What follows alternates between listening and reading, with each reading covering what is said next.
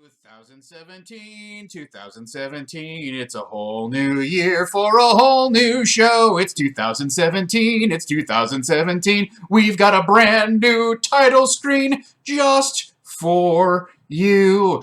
Hello, everyone, and welcome to Disorganized Play, GM Prep for the rest of us, as I have so lovingly titled it. I'm your host, I'm Tom Lommel. I am also known as my fictional persona, the Dungeon Bastard. I'm not that much of a bastard. Usually. Usually. So, thank you so much for tuning in. I know it is difficult for all involved, and I say that with a capital A-double-L, all involved, to come back after our break. I hope you all had a restful, relaxing, and fun holiday. I had all of those things.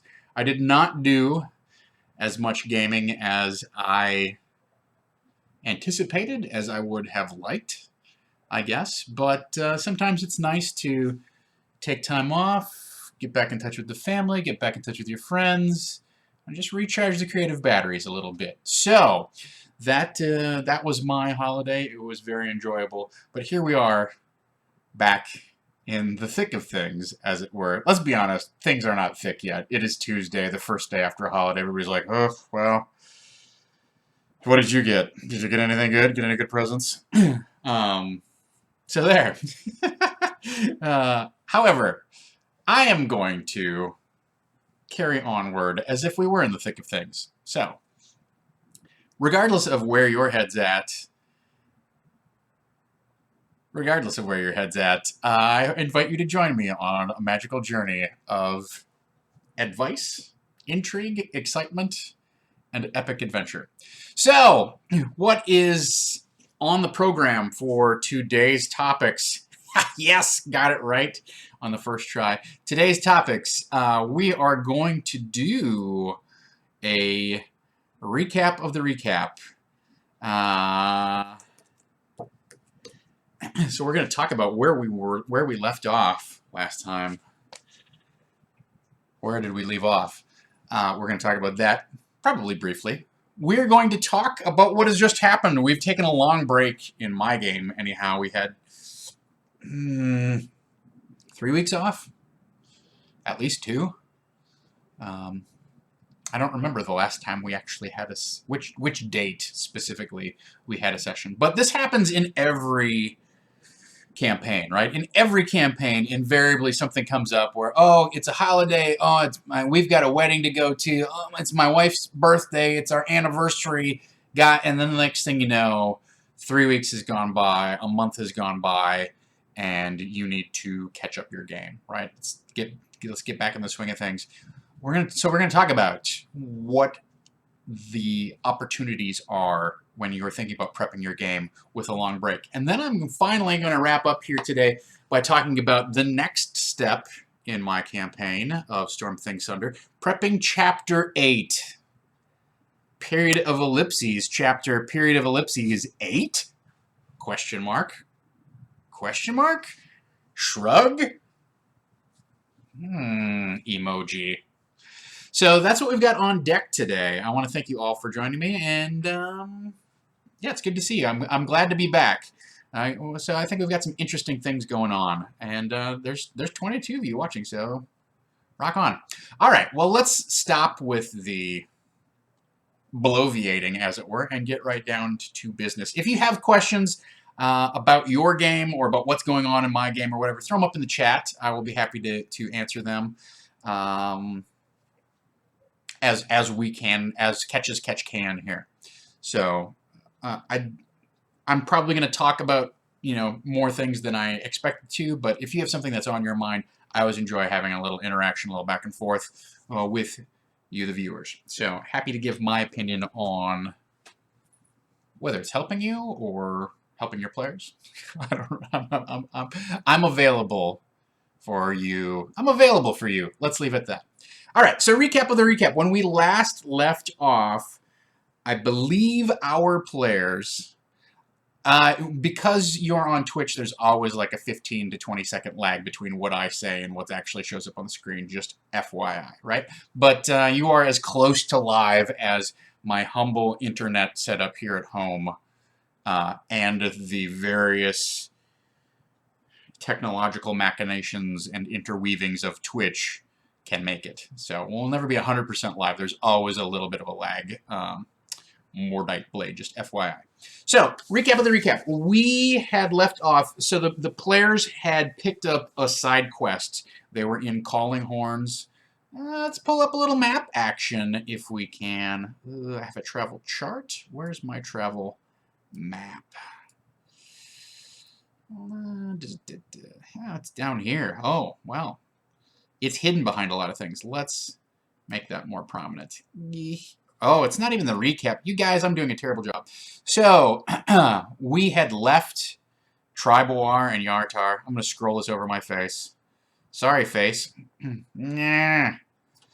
So my players had gone to Triboar. They had left Triboar, gone to Yartar. We had done, actually, an encounter from Chapter 11, which may surprise some of you who are not longtime callers, but I'm actually... So one of the things that I really believe in kind of firmly here is let's remix the action, right? Let's do some creative and strategic foreshadowing so that everything kind of comes together a little more organically than just sort of plopping plot points onto onto the doorstep of the players, as it were. So they had left Triboar. They had done an encounter from Chapter 11 in Yartar where they had met Lord Deucefelt. I don't remember this. It's the whole ship thing where you go gambling on the ship in Chapter 11, right? I actually did that as a precursor encounter, and I think that was a successful session, and it's going to make a lot more sense like in the adventure later on when they come back to Yartar and have to encounter that guy. They've now got like they've got a background for him. They've got an experience with him that they can draw on. So rather than the big advantage here is rather than having players do a knowledge check or a history check or something like that, like what do I know about, like, hey, let's give them some actual in-game experience that they can draw on. Oh yeah, remember we met that guy? Oh, and he was kind of he was really vain. And, you know, like, so they know things about this guy. They have an impression of him that they can draw upon later. And I think that's, admittedly, players tend to forget, like, stuff that happened. Oh, what guy? Who are you talking about?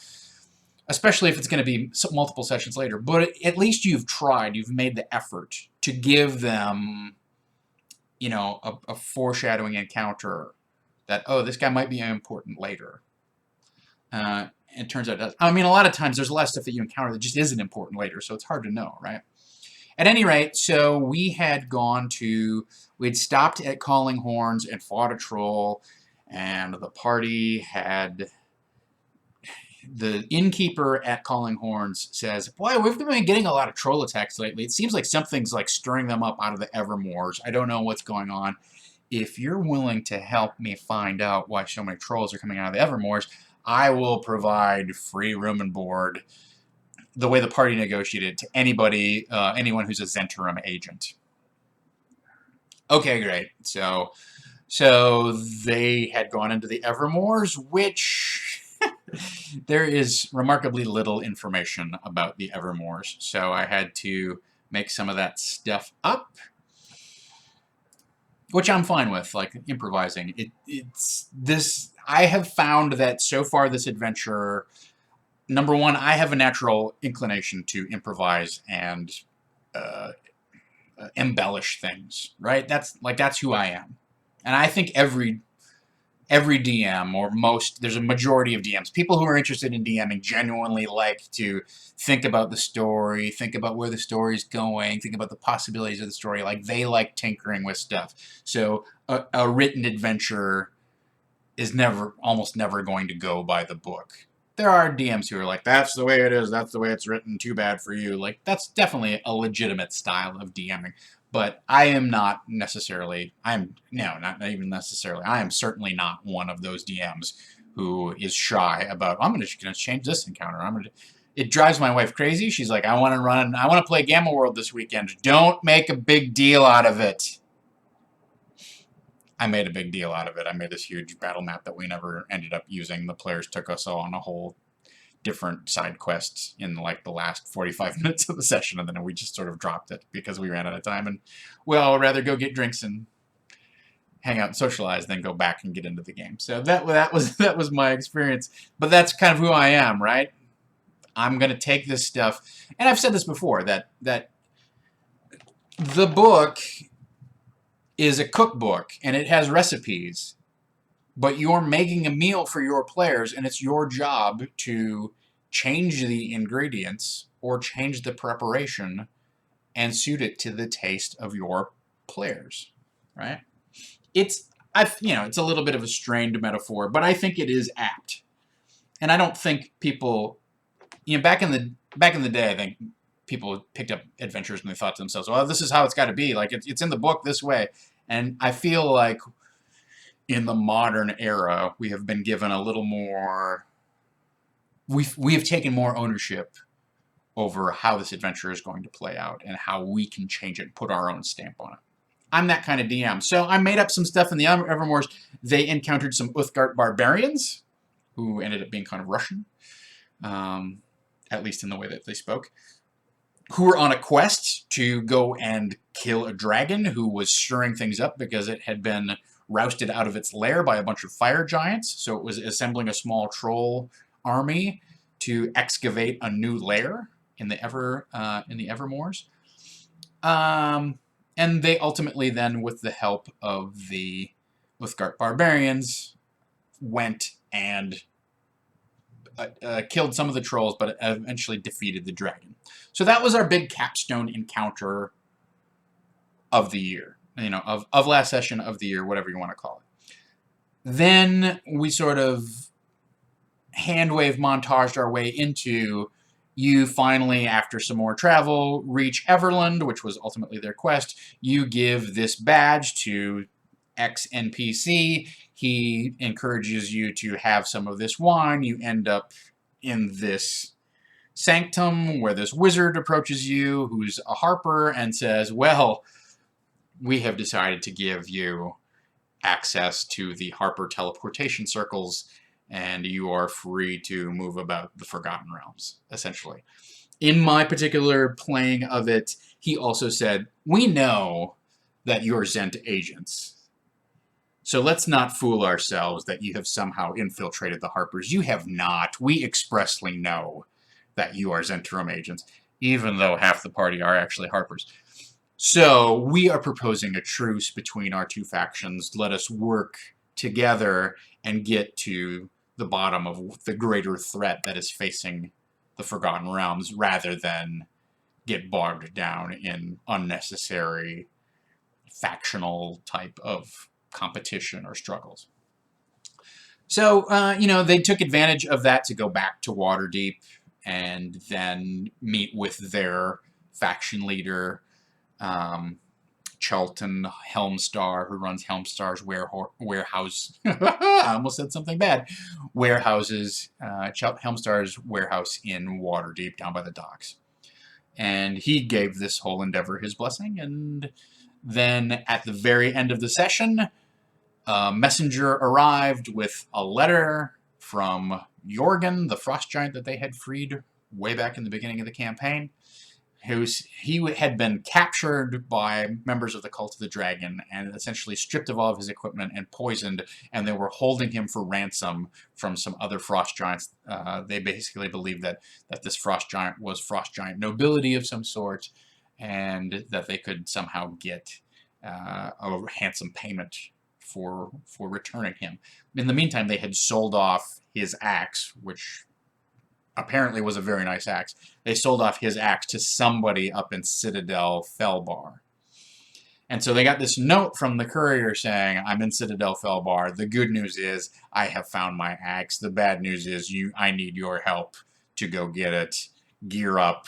Evil is stalking the land, and we must put it down. So that was the end of the session. That's our recap of the recap. That's where we left off. So then we had, pretty sure it was 3 weeks off. 2 weeks for the holiday, and then there was a week where I was, I had something else going on, so I could not run Adventurers League that night, so there's at least 2 or 3 weeks. So that brings us to this long breaks type of portion of the evening, right? So where's my and there we go. Get rid of that. So here's the thing, right? Like I said earlier, you often come into the circumstance where you have 2 weeks off, 3 weeks off, a month off. Sometimes you go, a month and a half. I think if you take more than a month and a half break, you're not really playing the campaign anymore. In my Saturday home game, due to various circumstances beyond anyone's control, we've taken 3 or 4 months off. When we come back to that game, I'm very tempted to just completely reboot the thing. You want to make new characters, you want to retool your character, let's change some things, right? Like, I feel like that campaign, when it goes on hold for over a month and a half, you've lost so much knowledge, so many story threads, plot threads, so much character background that unless you're doing detailed logs somehow, somewhere, even if you have detailed logs, unless you've got players who are super engaged and love the lore of what's happening and what's going on, that stuff goes out the window. They just forget it. So you may be in a better position to take that time and go, all right, that wasn't just a pause button, that was a full stop button. We're going to flip the album over to side 2, or whatever sort of reboot kind of idea you want to do, but let's restart the campaign somewhat fresh, and let's bring in new characters, whatever. So that's something to think about, right? When you're coming off of a long break, how long has the break been? Because I think if it's more than 6 weeks, it's no longer a break in the action. It's a full stop. It's a dead end. I don't want to say dead end. It's a big enough stop that you need to really take stock of how you want to restart this thing. And also, I think the more time that has gone on in the break, the bigger changes you can introduce that will be acceptable to the players. So if you were, just to illustrate the point, if you were off for a week and said, oh, you know what, Jeff's not happy with playing his monk character, he feels it's kind of underpowered, he's just really not, it's not turned out the way that he thinks, he wants to bring in a Dwarven Battle Rager. If you've been off for a week, everybody at the table's like, well, how come he just gets to bring in a whole new character? Like, well, what if I wanted to bring in a, could it... That doesn't, that kind of, well, so how do we meet this guy? How do we know this guy? How does that make sense? Okay, you strain credulity if it's just been a week and you want to introduce a major change like that. If you've been off for 6 weeks and you go, hey, everybody, so I know Jeff's not happy with this character. How's everybody else feeling? Do you want to introduce a new guy? I'm thinking of sort of doing a reset where the whole party starts fresh and you can continue playing the character that you have if you like. But this is an opportunity, if you want to mix and match and change anything, we're going to go for it. After 6 weeks, people are going to be like, oh, okay, you know what, that makes sense. Okay, yeah. So the more time that's elapsed during your long break, the more you can get away with as a DM. And I don't mean that in terms of, like, that's dirty pool or whatever. I think... like I said earlier, you go on a break and you start losing player knowledge at a pretty good clip, right? Assuming you're playing a fairly detailed campaign where they have to keep track of a bunch of NPCs. If you're in a dungeon, how much do they really have to remember, right? Especially if they've been mapping. They can just go, oh yeah, we go back out. But you lose elements, you lose plot details, and you also lose pacing, right? Obviously, pacing is the #1 thing to suffer. But plot details are the other ones. So as a result of taking a break or bringing your campaign to a full stop, it is incumbent upon you as the DM to serve up information that reestablishes what the player character's goals are, what the urgency is, and then what they know about either their opposition or their support, right? Those are the main things. Obviously, if you want to repaint the world a little bit, right, that's not generally like facts about the world are not things that go away. Oh, it has 3 moons. Does it matter if they forget that it has 3 moons? Number one, no. And also, if they remember that it has 3 moons, well, that's a nice detail, but unless you're playing a Dragonlance game where the alignment of the moons is like vitally important to how magic works, who cares whether that it has 3 moons? So that's part of your responsibility as a DM, because I guarantee you that players generally won't avail themselves of the opportunity to be like, okay, so like help me remember what was going on. And then even if they do kind of set the table for you with the other players going, do you guys remember? So now here's what I recall. Even if they do that, they're going to be wrong about some stuff. And you're going to end up doing most of the work of reiterating what was happening or refining their interpretation of what was happening. So when you take a long break like that, number one, you have a responsibility to reestablish goals, reestablish the network of leads and opposition that the characters know about. Okay? But number two, you have an opportunity to reset, refocus, shift the campaign in a way that makes these things clearer or brings it into a different path that they know about, right? So, well, I guess what I'm trying to say there is they may be kind of sitting and like debating like 2 different tangents, and one of them goes way off the main plot line, and one of them stays on the main plot line. Well, on a long break, you have an opportunity to either direct them down that side goal, which they honestly they may not find interesting anymore, or just reshift the whole thing so that those choices no longer are really relevant, and you're like, okay, I'm going to zero back in on the plot and get things to move again. So you have the opportunity to do some selective editing, right? You have the opportunity to do a time jump or a montage or some other plot and time manipulation device that allows you to refocus the story on what's really relevant, right? Because as we go through the campaign, they collect bits of information, and the players make a value judgment. Is this important? Which of these 2 things are more important? Is this a random encounter with a bandit? Is this NPC lord who runs this gambling ship somebody that we should make a connection with? Or was that just a one-shot encounter that was fun, a fun way for us to get a giant slaying axe? Or whatever. So they're going to make value judgments as they go along. As they go along, all this stuff kind of piles up. It accumulates value in their minds and they use that to inform whatever decisions about which way the plot needs to go. When you have a long break, those values, that accumulated garbage starts to fall by the wayside.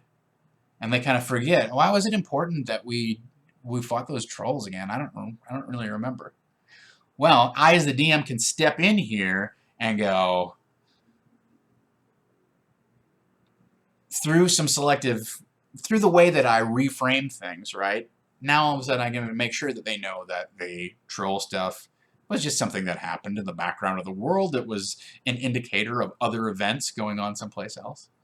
Or I can reframe it that, so you recall that you had this, so tales of your gambling exploits aboard the ship have reached, Everland, and now people know. Or, somebody in Waterdeep goes, aren't you the guys who defended Triboar from the fire giant attack? I heard there was 5 of them, So what you can do is, because you have the opportunity to do a soft reset of the campaign, you can reframe what those goals are. And also, like, one of my other, I guess the thing that I'm driving toward here is, how am I planning to approach my next session, right? Because we kind of closed things off. It was kind of like everything kind of came to a little bit of a thud, right? And and people did not necessarily, like, I don't know that people have, like, are itching to, like, oh, the hook with Jorgen the Frost Giant is not so strong that people are going to go, oh yeah, no, like we're just itching to get into this thing with Jorgen. It's vague enough that they're like, oh yeah, we got to do something for Jorgen, but they don't know what it is. All right, well, let's reframe that thing and bring it into focus. And also, I'm looking at my timeline, and I'm going, well, we got about 3, maybe 4 months, so that equates to 12 to 16 game sessions to bring this thing to a close. All right, well, I'm going to need like 6, 10 of those to really tie up the main piece of the plot, and we haven't really even introduced it yet. Okay, so I'm thinking to myself, I'm going to use this long break opportunity to also fast forward into a salient portion of the adventure and essentially skip over some stuff that I can gloss over without doing any damage to the story. So namely, I don't need to do a bunch of travel so from Everland, travel up to Citadel Felbar, have an audience with the king and queen, meet Jorgen, have him lay out what the plans are, like, those things I could do in-game, in session, right? I could role play that out with the players. That would be fine. But I have an opportunity here to write up a montage description of what has happened since we last met and what's going on, and basically dump them on the doorstep of, okay, Jorgen gives you this information, let's go get this guy, right? So that's the other opportunity that you have. Not only can you reframe and refocus your campaign on what are the dramatic elements and goals that they need to zero in on, but you can also use it as an opportunity to edit and remix parts of the campaign to bring the adventure into a tighter, more dramatic, higher stakes focus, right? Like, I can hand wave all that stuff that is basically just either random encounters that happen on the road that show you that the world is dangerous, or a chance for the NPCs to, the king and queen basically kind of laud the party with accolades and hand them a couple magic items and go, "Attaway, boys, good job." I don't need to role play that out. The danger of role playing those things out is that the players will. This is going to sound weird, but it's totally true. The players will probably enjoy it too much or take an opportunity with it too much. So in other words, they will role play that scene out and use it as an opportunity to recall, remember facts, or give each other crap in character, or kind of polish their own image in character.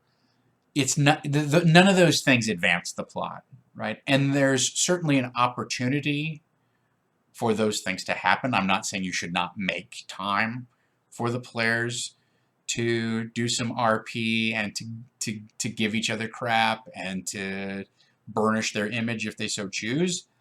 But there are times, especially when you're restarting the campaign after a long break, where you want to push them into the action, heighten the stakes right away, get the adventure going, rather than it's just sort of like a soft, slow, almost muddy start of them kind of recounting the events that transpired and who they thought was important, and then you're correcting them on, well, this was this guy's name actually, and oh, wait a minute, I don't know, let me look it up in the book, and well, when you found this thing, you actually also learned all of this sort of recap, scene setting type of stuff is poor plotting, in my opinion. It's a wasted opportunity where you could print it up on a chapter, you know, you could print it up on a kind of like a montage recap handout. You could make a handout for your party, and it'll include the salient information, but also pop them into, all right, here's what we've got before us. It seems railroady, right? It seems like you are taking away character choice. If where you're putting them is reasonable and does not, you know, stretch this, like we would have never done that. As long as you interpret their actions reasonably, they're not going to complain. Also, because of the time lapse, they're going to feel like you've saved them some time, right? They're going to see it. Okay, well, now we have something to do. Players want to sit down and they want to roll dice. They want to get into it, right? And if they don't see a reason to roll dice, then you will have these meandering scenes that veer into a pointless gray zone of like, why are we talking about this? We're, you know, and you'll have one character who's really enjoying the, you know, giving one of the other characters in the party crap about what they did, but you'll have two other people at the table who are like, why am I listening to you bozos kind of stroke each other? I don't really care about your whole conflict. Like, I want to get into the part where we do something heroic, right? If given the choice, if you have the choice between presenting your players with doing something heroic or recalling something heroic they did, favor the action, right? So that's what I'm planning to do. I am going to, and I'm going to get to some of your questions here in just a moment. I just want to lay out like our next thing here, right? So what I'm planning to do is dump them into Chapter 8, which is the Fire Giant Lair. Okay? So in my interpretation of what's happened, Jorgen has found out that his axe was bought by an agent of Duke Zalto in the Fire Giant forge called Iron Slag, and he wants it back. Duke Zalto, or one of his lieutenants, has this thing, and he wants it back in the worst possible way. So, mount up, boys. We are headed to Iron Slag. I'm not sure what else they are up to, but we're going to get in there and we're going to get this thing. So, I think it will be a little challenging for them. I think they're supposed to be like 9th level and they're only 6th. So, on the other hand, they will have Jorgen with them.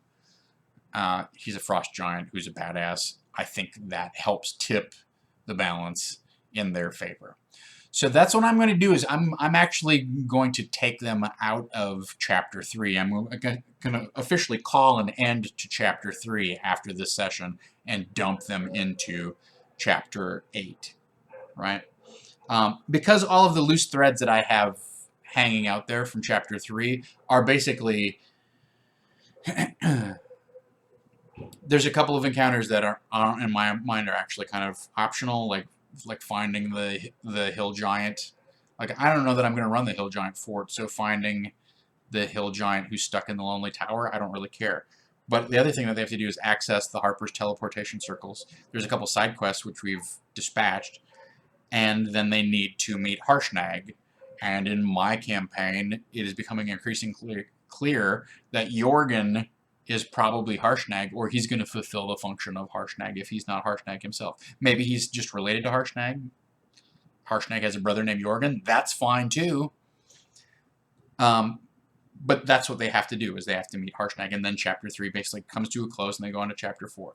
Well, Chapter 4, you go into this Fire Giant Temple, this oracle of the Fire Giants, and the oracle says, I don't believe that you have the interests of the giants at heart. I want you to go back out into the wilderness and collect some giant artifacts and prove to me that you have the interests of the giants at heart. I've chosen to me that it's a little bit of circular design, right? It brings them back around into events of wandering the realms, but they have a little bit more now. They have teleportation circles. They have a little bit more ease of travel. Okay, well, I might get there, but I would rather not send them back out sprawling across the land. That's a lot to me. One of the reasons I make that choice is because it means there's a lot of overland travel kind of back to back. There's a lot of wandering the realms. You go through over the course of maybe a session or two this giant oracle complex, but then you just get sent right back out. I think the pacing for my group is going to work better for us to attack Iron Slag, have a big kind of probably 3-session assault on Iron Slag, maybe 4, come out of there, go to the Oracle, and then either the Oracle can just be like, here's what you need to do, or go find this thing for me and come back. And that way we've sort of spread out the overland travel. It doesn't just like bounce them back into the wilderness, right?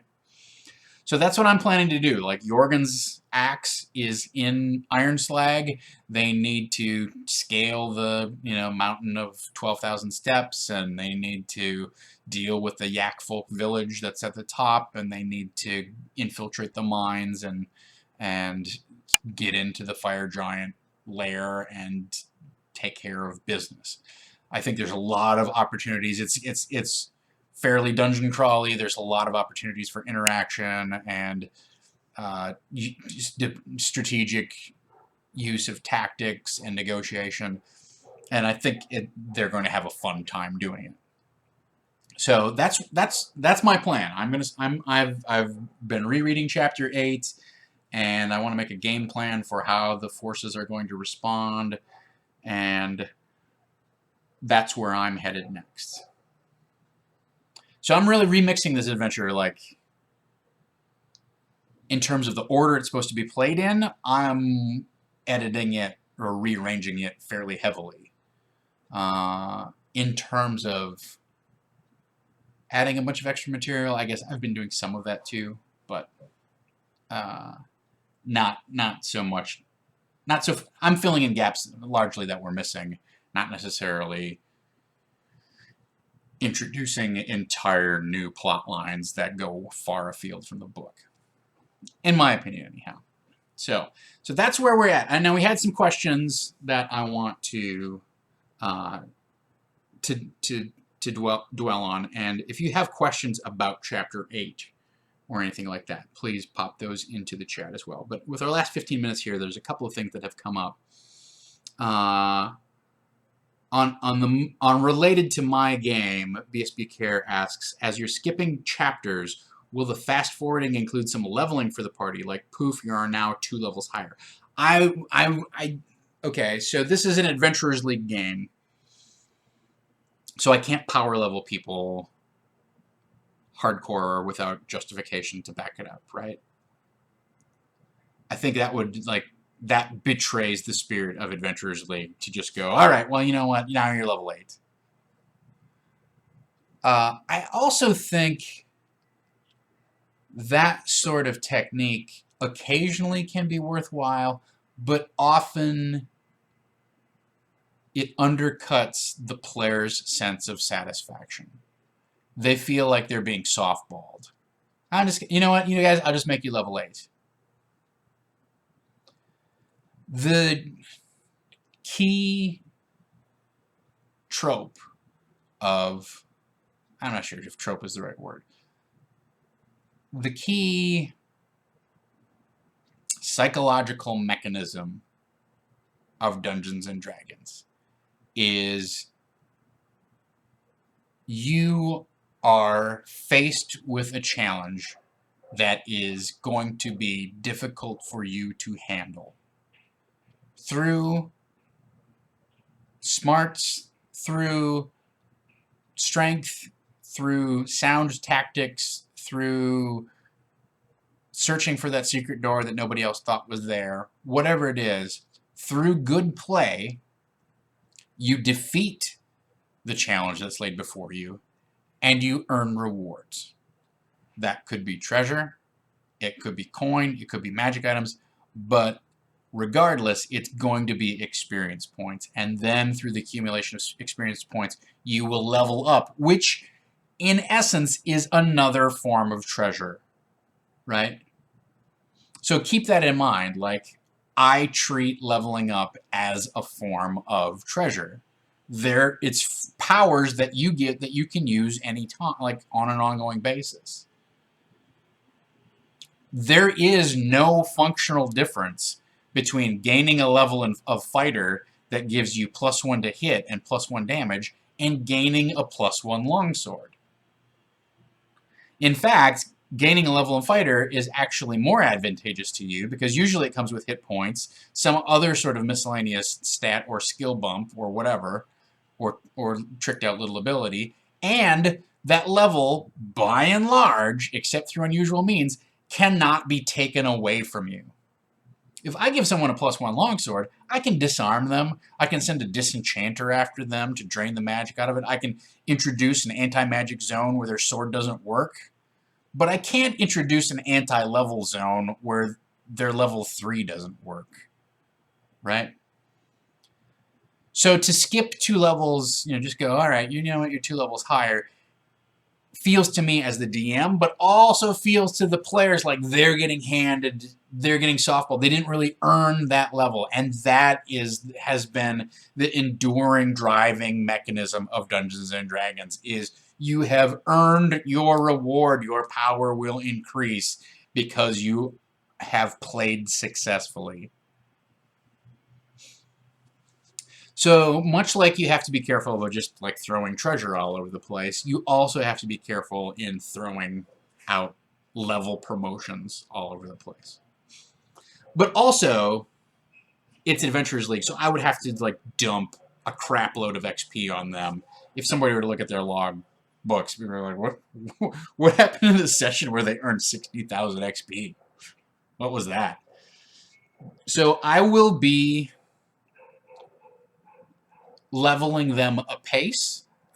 I will admit, my XP rewards are not strictly tied to the number of monsters that they defeat. I don't just like go, okay, well, all right, now they defeated 7 yak folk, so that is 3,500 XP, and then there was 1 purple wormling, that's another 450. Like, I will do some of that math to make sure that I'm not lowballing it, but I also am looking at Storm King's Thunder and realizing this is a milestone type of system, so if I think Chapter 3 should take about 4 levels, I'm going to give them about a quarter of the experience.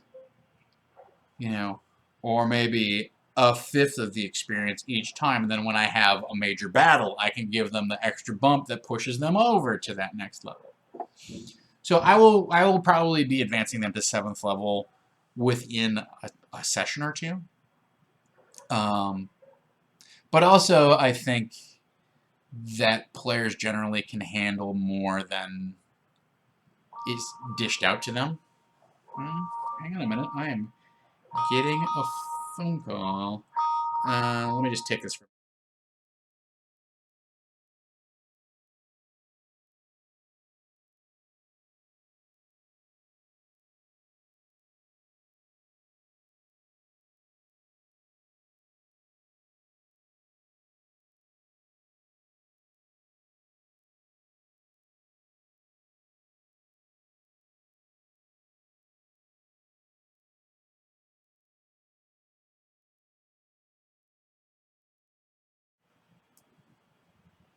Why does the phone company want to talk to me?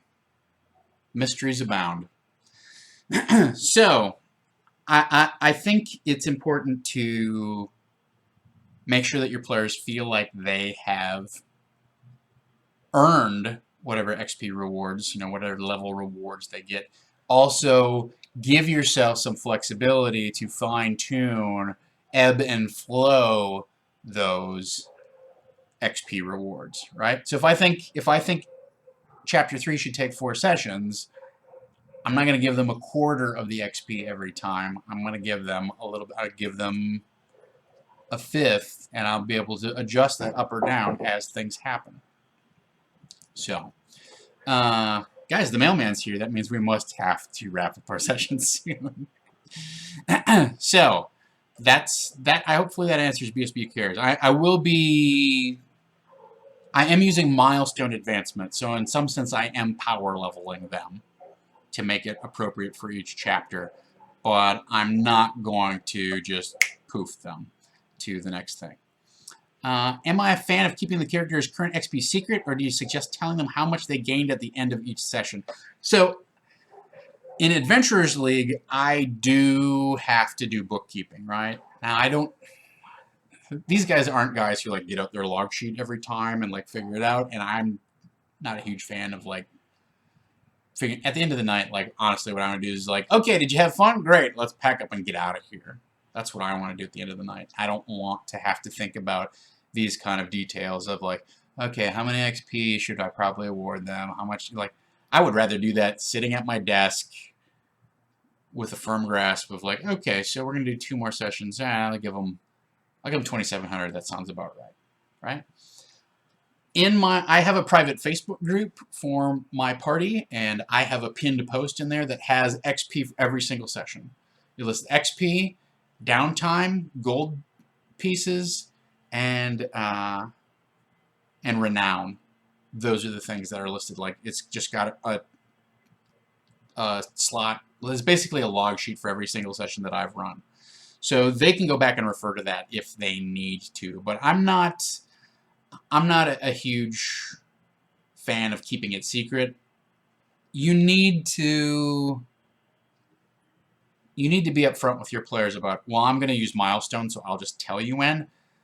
I've done that system a lot because I'm lazy, right? And I don't want to keep track of how much XP. But players like to track XP, and they like to know what the XP is. Okay? And part of that is, like, it's like a little boost meter that they can watch, like, doot, doot, doot, doot, doot, doot, doot. And so they can get excited. They anticipate, oh, you know what? Probably 2 more sessions, and we're going to level up, guys. And then they start thinking about, oh, what am I going to do with my next level? And start looking at the book, and, you know, like, things like that, right? So I think there's a big advantage to openly awarding XP in that players who pay attention actually get, like, sort of the drama of the game on a meta level kind of, like, gets a little ramped up because they can see that next level coming. So I would suggest that you, if you can, you know, give them a log at every session. The other thing that you need to keep in mind in terms of awarding XP is you got to be careful of, well, this session you got 1,200 XP, and then the next session you do essentially the same thing, and it's like, you get 3,000 XP. And they're like, well, in both of those, we just rode around in a caravan for like a week and a half. And yeah, one time we fought an owl bear, but the other time we fought 2 onkegs. Why is one session worth 3,000, the other one's worth 1,200? I mean, you can go, oh, there was a story award. But I find it helpful to try to peg XP toward exciting events that have happened in the game that seem like significant milestones. So if you give out, you know, if you're giving out XP openly every single session, and you want to freelance a little bit around the idea of it's not just the monsters that they encounter. I don't believe in just giving XP for the monsters that they encounter, right? Because they'll be dramatically under XP'd, in my opinion. If you just give XP for the monsters that they encounter, that creates an incentive and a mechanism for them to hunt down more monsters. It brings a combat focus to your game that can be very one-dimensional and become tedious. I mean, we've all been in that game where we were 14 and all we want to do is fight monsters. But there comes a point where you've played enough D&D and you're like, fighting monsters is fun, but that's just the meat that's in the burger. I also want ketchup and pickles and onions and cheese and bacon and I mean, I can think of a lot of things to put on a hamburger, a bun. So there's my point being there's more to the game than just fighting stuff, right? And if all you do is award XP according to what the monster XP rewards are, you will find yourself either starving your party for XP, or bringing the game, like bringing an emphasis on combat into the game, which may not serve the greater good of your campaign. If you want to run all like hack and slash campaign, just bam, bam, bam, great, that's fine. But then you make sure that your party is all on board with it. So, bacon was too far down the list is the problem. Well, you know, here's the thing about the bun. The bun is carbs, and I'm on a low-carb diet right now. So, yeah, I'm more likely to have a hamburger with bacon and no bun than I am to have a hamburger with a bun, no bacon.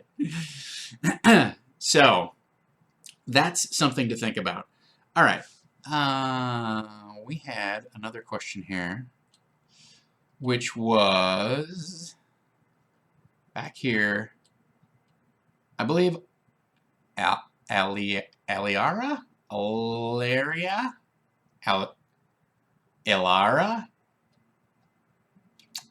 I said it right one of those times, didn't I? Says, is it a good idea or a bad idea to audio record sessions? Garav chimes in with, I think it's a good idea as long as it doesn't get in the way of your session, and always ask your players first. And I think Garav's answer is correct in terms of definitely get your players to buy off. I mean, I've had games where we'll sit around the table and then everybody's like, well, why aren't we recording this? This would be great on the internet.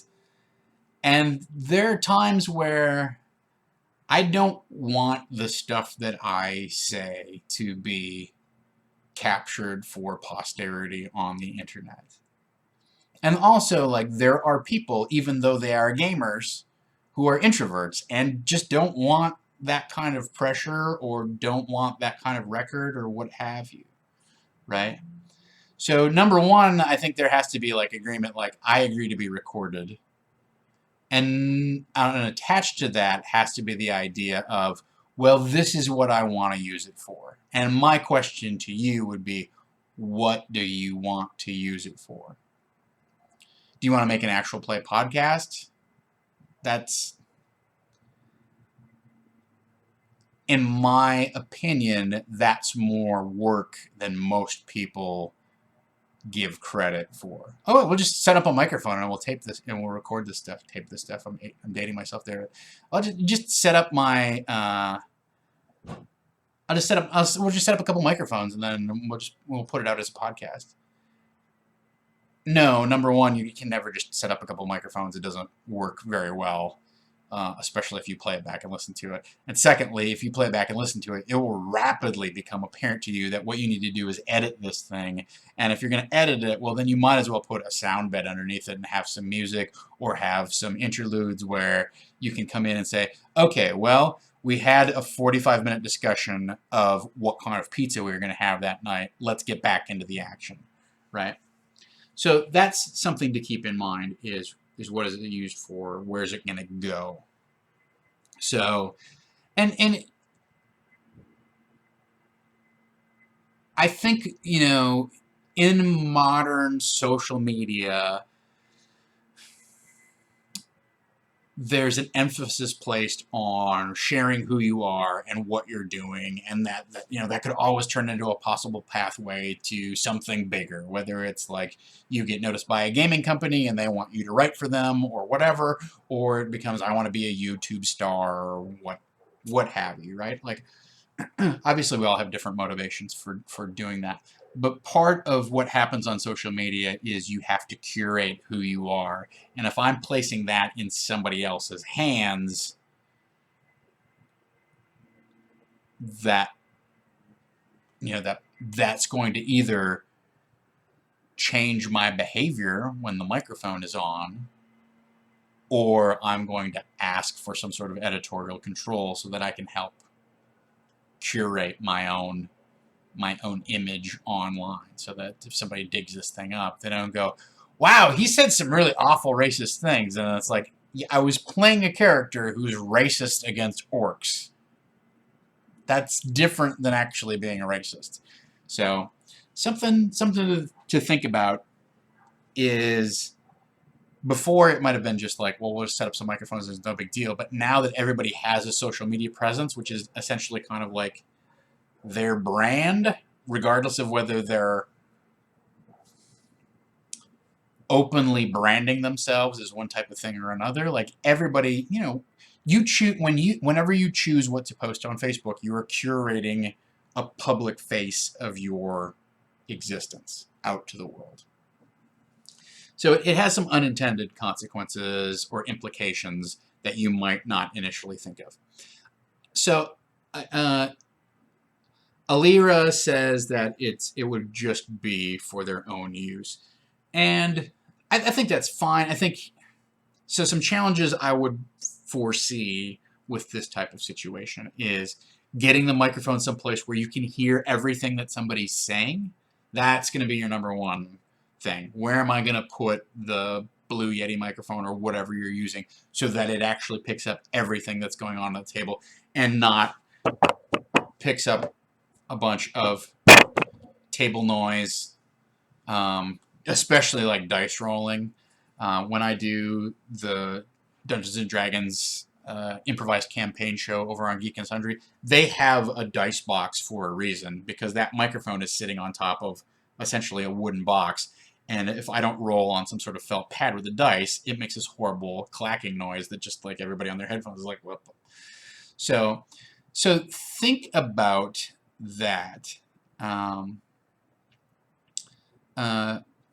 Think about the technical challenge of where you're going to put that microphone. Then my other question is, like, if your sessions are like mine and they're like Adventurers League starts at 7, ends about 10:30. That's 3.5 hours.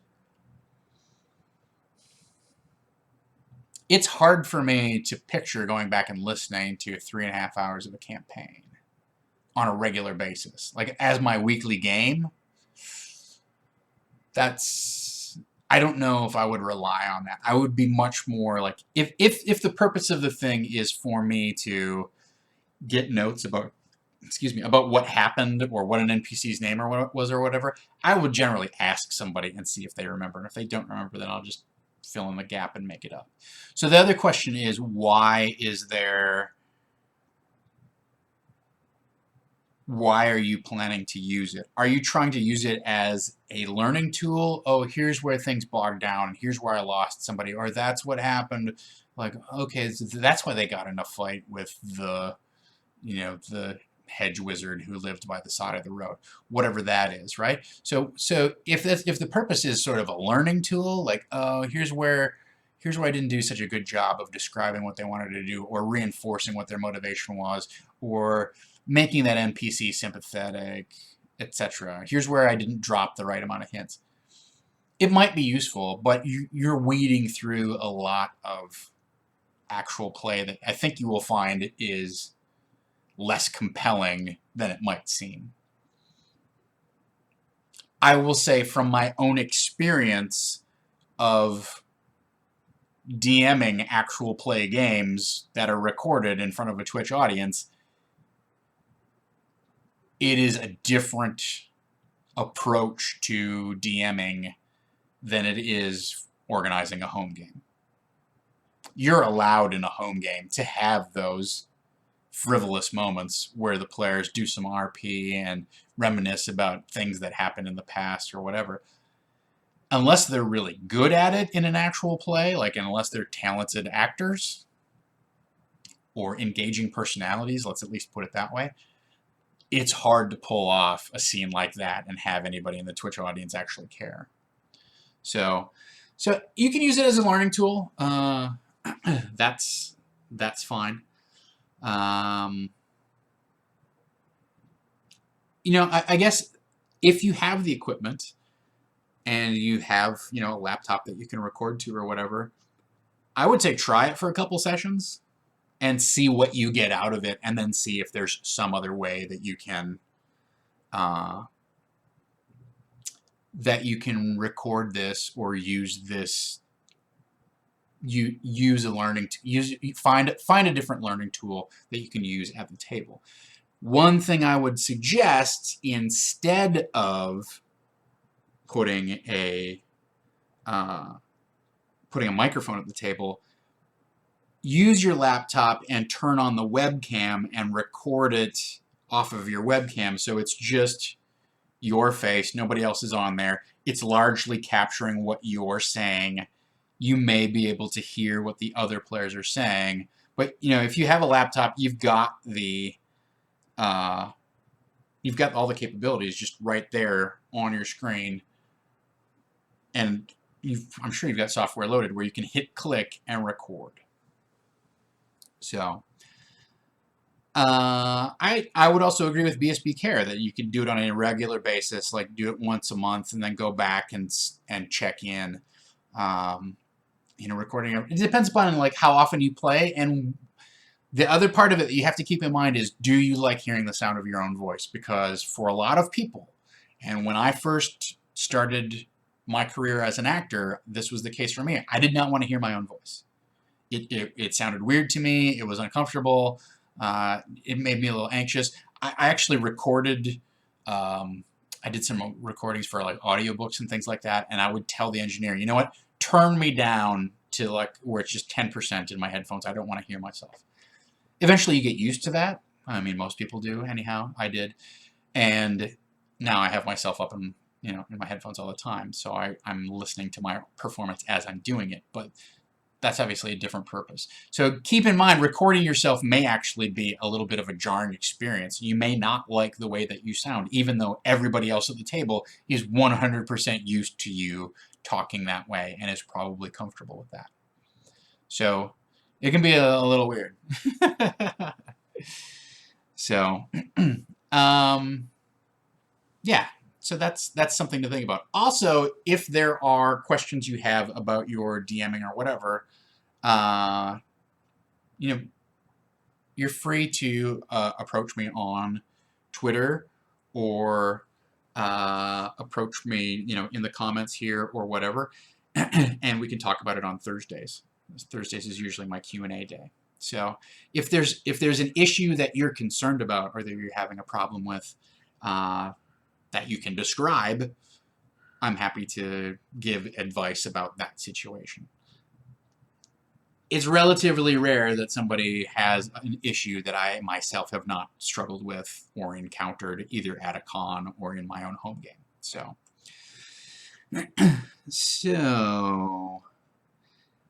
Garav asks, what's a good way to get feedback from the players about how you're doing as a DM? I tried goading them with some bonus XP, but didn't get much back.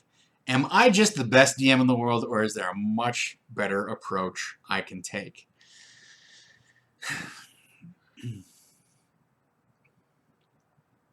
This is a very difficult question. And I think a lot of it depends upon, there's a certain amount of decorum that's required in the relationship between a dungeon master and the players.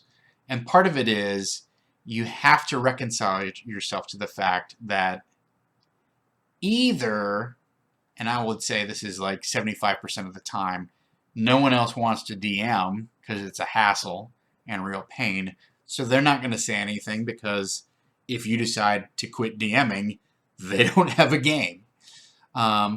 Or 25% of the time, you get somebody who's probably dissatisfied or has an opinion who does want to DM, and they are holding back because they don't want to tell you how to do it or whatever.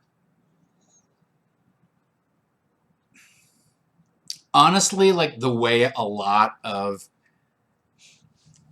back channel, I mean, that's the way it is for me, is a lot of feedback tends to be back channel. Of the players go off, a couple of the players after the session go off and have a session where they deconstruct what happened and what they liked about it and what they didn't like about it. And if you're better friends with one of those players, you can ask them like, is everybody having fun? You know, how are you liking the game? I think it's much better like to, on a friendly basis, check in with players on a one-on-one, have lunch with them, or hang out with one of them after the session and go, oh, what'd you think? Where do you think this is going? And it was tough for you? What was a challenge? And also you can kind of interrogate them about other people at the table. It seemed like Mike was really checked out. Is something going on? Like, is he having a problem in his personal life, or he doesn't like the game? What's been going on? They might know because Mike's complained to them, but he doesn't feel like he can approach you. So that's one way to gauge how you're doing as a DM, right? It is. I think it's a little more diplomatic, and you can get away with. You can pull a little more detail and honesty out of people when you approach them one-on-one, as opposed to where you sit around and the group, discuss it with the whole group. Is everybody having fun? How is this going for you? I mean, that can also just turn into like a real kind of shit show where a couple of people start unloading about their opinions, and then either people feel like they need to take sides and defend you, or people start piling on, and then you start going, oh, like, oh, I didn't know that this was this bad. Like, what do you guys? Oh, what are you gonna do? I mean, I think you have some advantage where you could actually go back and watch. I assume some of the games that you're DMing on Saving Throw, and see how you're doing and what's happening. A tool that everyone can use is just to take a moment away from your notes, away from the plot, look up and check in on everybody and how they're doing. How many people are on their phone? How many people are having a side conversation about something else? How many people are just sort of sitting there sullenly like, I don't know what to do? Okay? There's it goes back to Robin's laws of good gamings, but players come to the table for different reasons. Some people just want to sit down and socialize and check in with their friends, and they're going to have a lot of side conversations. It doesn't mean they're not enjoying the game. Some people, that is a big red flag. That's not their player type. Maybe they are a hack and slash gamer and they want to get in the fight, but a fight's not happening right now. So while the bard and the cleric are negotiating with this old man, they're going to sit here and talk about the football game that they watch this weekend, or the MMA match, or whatever it is. So I can't say that there's definitively like a problem behavior. That means you're doing a bad job. Two people having a side conversation could be them enjoying themselves and having a minute to relax and be a part of the group and have fun with, being in each other's company. Or it could be a giant red flag that whatever you've presented to them does not challenge them, involve them at all. So that's the number one tool that you can use is, as the game is going, kind of make a little tick mark of really, like, did you make an attempt to shine the spotlight on every player and give them a chance to do whatever their thing is? It might be RP, it might be figuring out a mystery, it might just be hitting that orc with your great sword as hard as you can and sending him flying across the room, right? Whatever that particular person's stunt or motivation is for coming to the table, like, try and figure that out, so that can help you create a game next time, so that when you do shine the spotlight around, you're doing it in a way that brings that person into the game in a way that they find satisfying, right? So, like, one of the things that I had to reconcile when I started gaming with my wife was that she is largely an introvert, but she likes to have these moments where she can take a situation in the game, something like goofy and usually like relationship oriented, and really like turn it around and grapple it with both hands and kind of like wrestle it to the ground and throw it around a little bit and change what's happened. But it's definitely like more of an RP type of thing than necessarily like, does she want to get into big long dungeon crawl exploration fight thing? Not really. Does she want to have that moment where she runs up the back, the back of the Remor has and stabs it through the skull with her sword? Sure, but she'd also like to have that moment where she psychologically influences another character and persuades them to do the cool thing that she wants them to do. So, figuring out what your player's motivation is a big part of being a good DM, is knowing who you've got at the table. That's one of the things that makes convention games so difficult, is you don't know what, like, okay, what's your shtick? You have to kind of serve up a buffet of options and then see where people reach, what they come back to the table for seconds. So that's, I don't know, does that help, Gaurav? Does that, I think it's a combination of things that I have been, BSB Care makes a good point that, if they're critical, they might feel like they're going to get punished for saying that you're running a bad game. And another part of it that a natural implication or result of finding your player's play style is your DM style may not mesh with their play style. Then you're really in trouble, right? You may not be doing anything wrong. It's just that you're just not. It's not. They came to Gamma World and they thought it was going to be a gonzo pop culture remix explosion of weird stuff where they get to talk about things that happened in the 90s, but they're remixed for the apocalypse. And you might want to run a very gritty, hard-hitting, here's what life is like after the big mistake goes off. I would argue you fundamentally misinterpreted what Gamma World is about, but that doesn't mean that your playstyle is wrong and their playstyle is right. It just means your approach is different than what their triggers and expectations are, right? So, if you want more information about finding their motivations and things like that, Robin's Laws of Good Gaming is something that you can get off of Warehouse 23. And that's sort of the seminal work. That's Steve Jackson's website. So Steve Jackson Games published Robin Laws, did basically like a 16-page treatise on psychologically profiling your gamers and kind of putting them into silos of, he's the hack and slash guy, he's the mystery solver, she's the role player, this guy gets gets jacked about doing, solving puzzles or gaining treasure or whatever it is, right?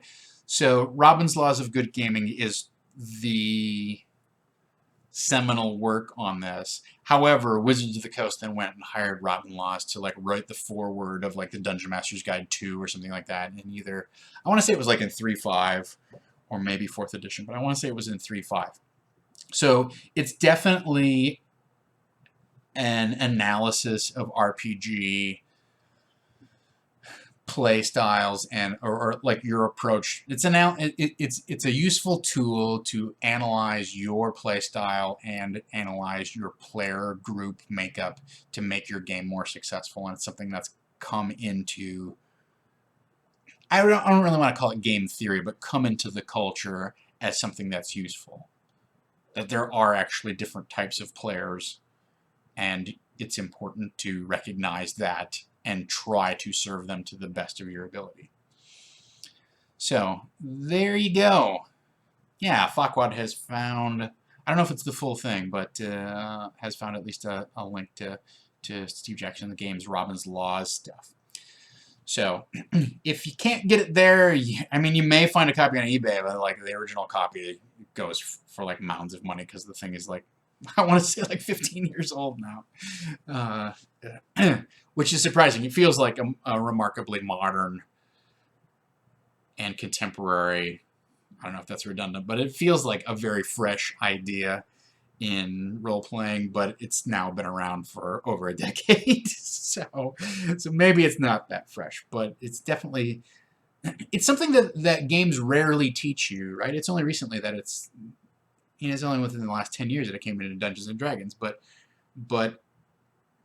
role-playing games are unique in that multiple motivations can be served by a single game. When you sit down to play chess, what do you get out of chess? Well, maybe there's some fun in playing some different strategies that you have either read up on or never seen before, and you're trying to deal with them.